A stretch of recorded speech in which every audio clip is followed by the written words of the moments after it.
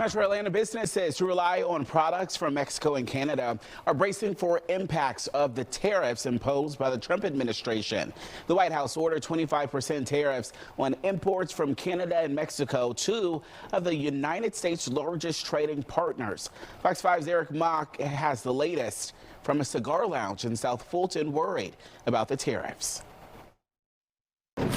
Well, businesses like Stanley's Cigar Lounge here in South Fulton are worried that these tariffs are going to raise costs on some of their more popular selling items, like beer imported from Mexico. And they're worried that if costs raise too much on these, they're going to have to pass that down to their customers. And here you see our tequila selection. Owner of Stanley's Cigar Lounge in South Fulton, Monica Coleman, says even though their main attraction is the cigars, they sure do sell a lot of tequila and beer.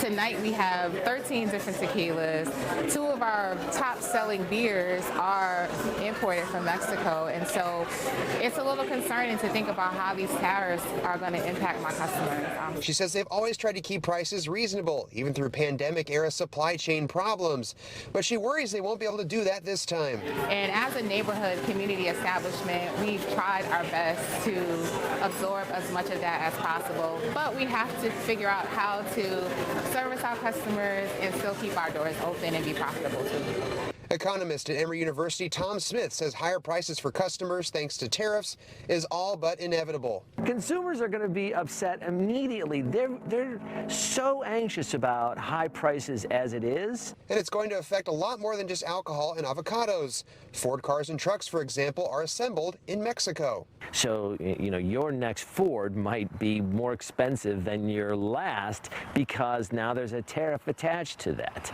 And the impacts, he says, won't just be to Georgia's customers and business owners, but to its farmers as well. When Mexico and Canada engage in retaliatory tariffs, then what's going to happen is that our farmers, so our pecan farmers, our Vidalia onion farmers right here in Georgia, they're not going to be able to export as many of their products to either Mexico or Canada or China eventually. Coleman hopes to find a way they can keep their loyal customers' thirst quenched without breaking their bank.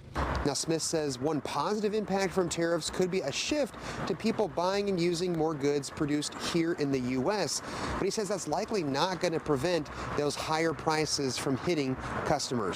Reporting in Fulton County, Eric Mock, Fox 5 News.